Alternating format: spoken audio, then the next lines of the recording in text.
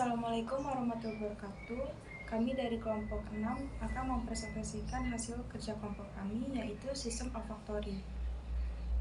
Yang beranggotakan yang pertama saya, Meliana Octavia Diki, yang kedua Mutiara Dwi Marviola, yang ketiga Konita Faiza Salma. Di antaranya yang pertama pengertian sistem olfaktori, yang kedua stimulus olfaktori, yang ketiga anatomi hidung, dan yang keempat mekanisme sistem olfaktori, dan yang terakhir kerusakan pada sistem olfaktori. Yang pertama pengertian sistem olfaktori. Olfaktori sering diketahui sebagai indera penciuman.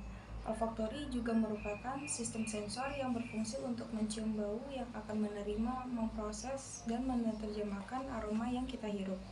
Panca indera yang satu ini juga sering disebut sebagai sensor kimia. Selanjutnya yang kedua, stimulus olfaktori. Saraf olfaktori adalah saraf penting bagi penciuman karena merupakan sel reseptor utama untuk indera penciuman. Reseptor di sini adalah molekul protein yang menerima sinyal kimia dari luar sel atau sel yang berfungsi mengenali rangsangan tertentu yang berasal dari luar atau dalam tubuh. Saraf ini dikenal sebagai saraf kranial 1, yaitu saraf pertama dari 12 saraf kranial yang memonitor rangsangan bau dari luar ke dalam hidung. Saat baru lahir, indera penciuman bayi akan lebih kuat dari manusia dewasa karena dengan indera ini bayi akan lebih mudah mengenali ibunya. Indera penciuman manusia dapat mendeteksi sebanyak 2.000 sampai 4.000 bau yang berbeda-beda. Stimulus pada sistem olfaktori ialah bau atau biasa disebut dengan aroma. Aroma sendiri terdiri dari zat volatil dan penciuman terjadi karena adanya molekul-molekul yang menguap dan masuk ke saluran hidung dan mengenai olfaktori membran. Selanjutnya akan diterangkan oleh rekan saya. Pada manusia, peran adaptif utama indera kimiawi adalah pengenalan rasa. Namun, terdapat banyak spesies lainnya yang indera kimiawi ini juga berperan signifikan dalam meregulasi interaksi sosial. Daerah sensitif indera pembau terletak di bagian atas rongga hidung. Struktur indera pembau terdiri dari sel penyokong yang berupa sel epitel dan sel pembau yang berupa neuron sebagai reseptor. Struktur pada organ hidung meliputi lubang hidung, kemudian bulu hidung, septum hidung, rongga hidung, saraf hidung, sinus hidung, tulang rawan hidung, silia, selaput lendir, kemudian saluran hidung tenggorokan atau yang biasa disebut dengan nasofaring. Kemudian kita akan membahas tentang anatomi hidung. Yang pertama, anatomi hidung bagian luar. Bagian hidung luar ini terdiri dari pangkal hidung, batang hidung, puncak hidung, alanasi atau sayap hidung, sekat tulang rawan dan kulit, dan yang terakhir lubang hidung. Selanjutnya anatomi hidung bagian dalam. Manusia normal memiliki dua rongga hidung, yaitu kavum kanan dan kavum kiri, yang dipisahkan oleh suatu dinding yang dinamakan sebagai septum nasi yang berfungsi untuk menopang batang hidung. Rongga hidung dibagi menjadi 3 bagian. Yang pertama yaitu rongga depan, yang kedua bagian tengah, dan yang terakhir bagian belakang.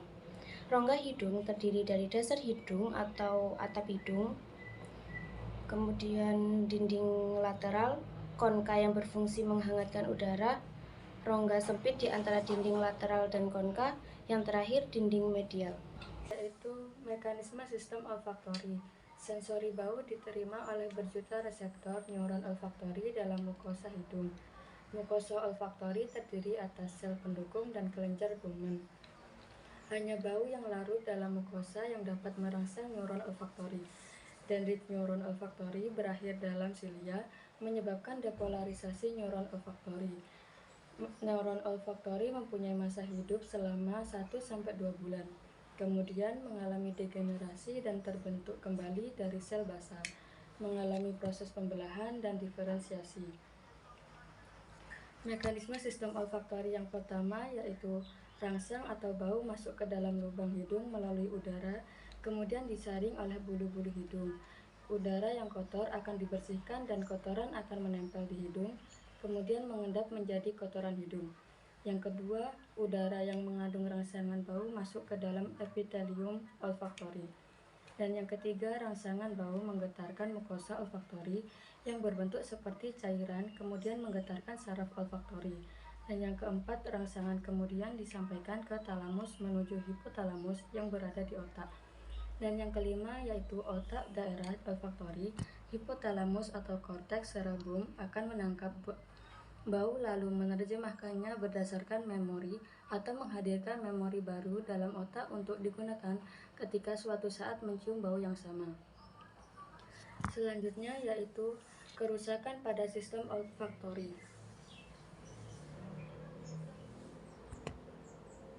Kerusakan dan kelainan sistem olfaktori yang pertama yaitu anosmia, kerusakan dalam sistem olfaktori yang menyebabkan ketidakmampuan untuk mencium bau. Yang kedua, hipnosmia, kerusakan pada sistem olfaktori yang menyebabkan penurunan kemampuan dalam mendeteksi bau. Dan yang ketiga, dysosmia, yaitu kerusakan pada sistem olfaktori yang menyebabkan penderita merasa mencium bau yang tidak sedap. Dan yang keempat, pantosmia, yaitu disebut juga penciuman ilusi, di mana penderita akan mencium bau dengan sangat berlebihan dan terus menyimpan persepsi bau tersebut dalam otaknya. Dan yang terakhir yaitu agnosia, kehilangan kemampuan untuk mengenali objek, orang, suara, bentuk, atau bau meskipun inderanya tidak sedang mengalami kerusakan dan kehilangan memorinya. Sekian dari kelompok kami, jika ada kurangnya kami mohon maaf. Wassalamualaikum warahmatullahi wabarakatuh.